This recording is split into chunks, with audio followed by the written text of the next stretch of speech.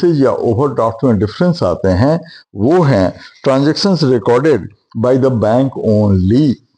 तो इस कैटेगरी के अंदर 7 रीजन्स आते हैं जिसकी वजह से कैश बुक और बैंक पासबुक के बैलेंसेज में डिफरेंस आते हैं। वो हैं interest credited by the bank, मतलब बैंक अपने अपने यहाँ डिपॉजिट पर इंटरेस्ट देता है और उस इंटरेस्ट को वो सीधा पासबुक में क्रेडिट कर देता है।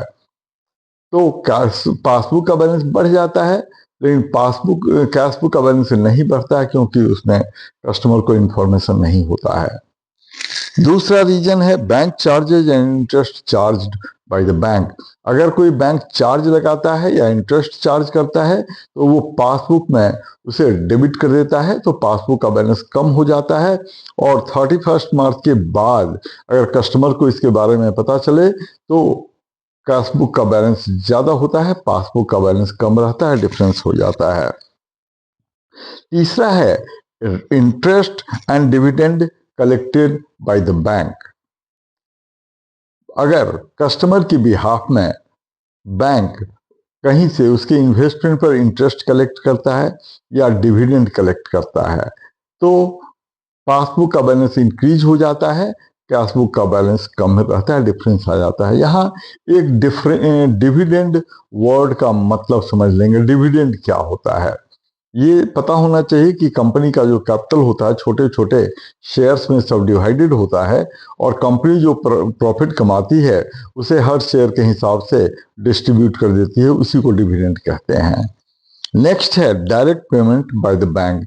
अगर हम बैंक को कुछ इंस्ट्रक्ट करते हैं या आप मेरे बिहाफ में life insurance premium, water bill, electricity bill, mobile bill pay कर दिया करें तो बैंक ये काम करता है और जब वो पेमेंट करेगा तो पासबुक का बैलेंस घट जाएगा, कैश बुक का बैलेंस बढ़ा हुआ रहेगा, डिफरेंस आ जाएगा।